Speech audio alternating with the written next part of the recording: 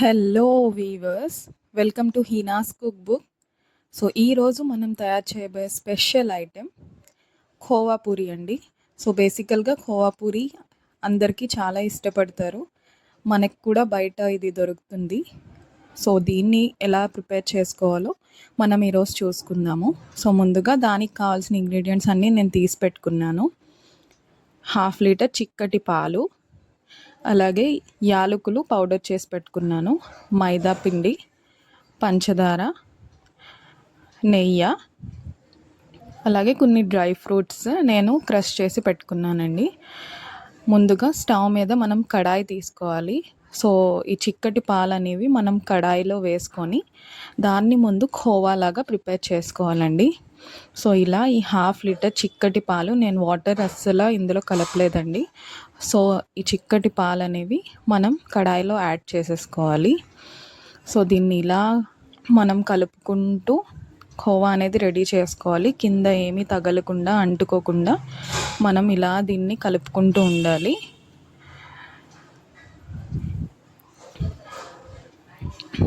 సైడ్స్కి కూడా మనకి తగులుతుంది కదండి. సో ఆ సైడ్స్కి తగిలేది కూడా మనం చక్కగా తీసుకొని బాగా అలా రౌండ్గా కలుపుకుంటూ ఉండాలి.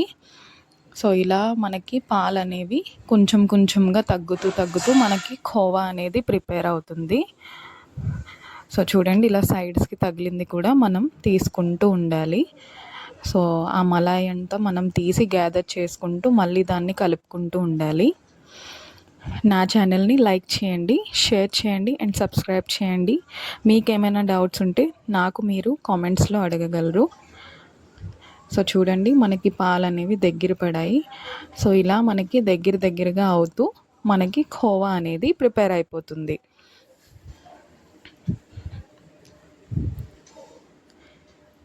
దీన్ని బాగా ఇలా కలుపుకుంటూనే ఉండాలండి. సో మనం కలుపుకోకపోతే కింద అనేది అంటుకుంటుంది. సో అందుకని మనం పాలలో వాటర్ కూడా యాడ్ చేయలేదు కదా, సో అందుకని ఇలా కలుపుకుంటూ ఉండాలి.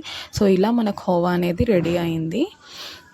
ఒక మిక్సర్ జార్ అనేది తీసుకొని ఇందులో మనం ఖోవా ఏదైతే ప్రిపేర్ చేసుకున్నామో ఆ ఖోవా ఎంతైతే క్వాంటిటీ తీసుకుంటున్నామో అంతే క్వాంటిటీ మనం మైదా కూడా కలుపుకొని అందులో వేసుకోవాలండి జార్లో. సో ఇలా దీన్ని గ్రైండ్ చేసి ఇలా ఒక స్మూత్ పేస్ట్లా తయారు చేసుకోవాలి.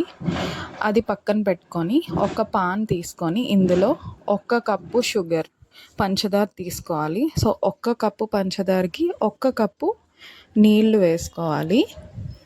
సో కరెక్ట్గా మనకి స్వీట్ అనేది మనకి కరెక్ట్గా సరిపోతుంది. ఒకవేళ మీరు కొంచెం స్వీట్ అనేది ఎక్కువ తింటే మనం ఏదైతే పిండి గ్రైండ్ చేసుకున్నామో ఖోవా అండ్ మైదా వేసుకొని ఆ పిండిలో మీరు కొంచెం షుగర్ అనేది యాడ్ చేసుకొని గ్రైండ్ చేసుకోండి. సో మీకు షుగర్ అనేది ఎక్కువగా అనిపిస్తుంది. మీకు ఒకవేళ ఈ షుగర్ అనేది లైట్గా అనిపిస్తే. సో చూడండి, ఇలా మనకి ఒక్క బాయిల్ వస్తే చాలు. మరీ ఎక్కువగా షుగర్ సిరప్ అనేది బాయిల్ అవ్వాల్సిన అవసరం లేదు. సో ఇందులో మనం ఒక చిన్న టీ స్పూన్ యాలకుల పౌడర్ ఏదైతే నేను మిక్సర్ చేసి పెట్టుకున్నానో అది వేసుకున్నాము. సో యాలకుల పొడి అందులో మిక్స్ అయ్యాక మనం స్టవ్ అనేది ఆఫ్ చేసేసుకోవచ్చండి. సో ఇలా బాగా కలుపుకొని మనం స్టవ్ ఆఫ్ చేసేసుకొని ఇది సైడ్కి పెట్టేసుకోవచ్చు. ఇప్పుడు ఇంకో కడాయి తీసుకొని ఇందులో నేను 1/2 కిలో నెయ్యి తీసుకున్నానండి. సో నెయ్యి ఇలా మనం స్టవ్ మీద పెట్టుకొని అది హీట్ అయ్యాక ఇప్పుడు మనం ఏదైతే గ్రైండ్ చేసి పెట్టుకున్నామో ఆ పిండి మనం ఇలా పూరీలుగా అందులో వేసుకోవాలి. మనకి దోశ పిండి కన్నా కొంచెం లైట్గా అది పలుచగా ఉండాలండి పిండి. సో దాని కన్సిస్టెన్సీ అడ్జస్ట్ చేసుకొని మనం దాన్ని పూరీగా అలా ఒకే చోట వేసుకోవాలి పిండి అనేది. సో చూడండి, ఇలా రౌండ్గా బాగా వస్తాయి. సో దీని మీద నెయ్యి అనేది మనం వేసుకుంటూ మనం దీన్ని ఫ్రై చేసుకోవాలి. 2 వైపులా తిప్పుకొని మనం దీన్ని బాగా కొంచెం బ్రౌనిష్ కలర్ అలా వచ్చే వరకు మనం దీన్ని ఫ్రై చేసుకోవాలి. సో నార్మల్గా ఈ పూరీస్ కూడా మనం తినొచ్చండి, ఎందుకంటే మనం ఇది ఖోవాతో ప్రిపేర్ చేసాం కాబట్టి ఈ పూరీ కూడా చాలా టేస్టీగా ఉంటుంది. సో చూడండి, ఇలా రెండు వైపులా మనం తిప్పుకొని ఫ్రై చేసుకోవాలి. ఇలా ఫ్రై చేసుకున్న తర్వాత ఇప్పుడు చూడండి మనకి ఇది ఫ్రై అయిపోయింది. ఇలా చూడండి బాగా మంచి కలర్ వచ్చింది కదా. సో ఇప్పుడు మనం ఇది తీసుకొని నెయ్యిలో నుంచి ఇది తీసేసుకొని మనం ఏదైతే షుగర్ సిరప్ తయారు చేసి పెట్టుకున్నామో ఆ షుగర్ సిరప్లో దీన్ని వేసేసుకోవాలి.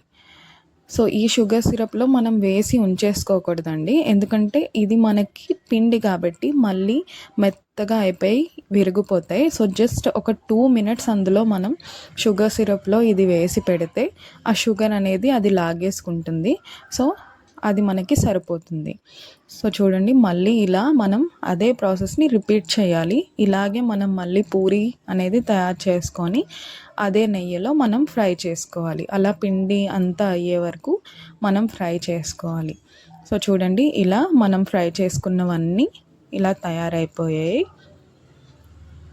సో నాకు ఇక్కడ 1/2 లీటర్ పాలతో నేను చేసుకున్న ఖోవా కొంచెం నేను ఖోవా తీసి పెట్టుకున్నానండి సైడ్లో. సో ఆ ఖోవాని నేను ఇలా ఈ పూరీల పైన వేసుకుంటున్నాను. సో జనరల్గా పూరీ మధ్యలో మీరు ఖోవా కొన్ని డ్రై ఫ్రూట్ క్రష్ చేసి పెట్టుకున్నవి వేసి మీరు అది ఇలా రోల్ చేసి తినగలరు. సో నేను ఇక్కడ జస్ట్ మీకు చూపించడానికి నేను పైనుంచి ఇలా ఖోవా అనేది వేసుకుంటున్నాను. సో చూడండి ఇలా ఖోవా అనేది మనం దీని మీద వేసుకోవాలి. సో వేసుకున్న తర్వాత మనం ఏవైతే క్రష్ చేసి పెట్టుకున్నామో డ్రై ఫ్రూట్స్ దీన్ని ఇప్పుడు స్ప్రింకిల్ చేద్దామండి.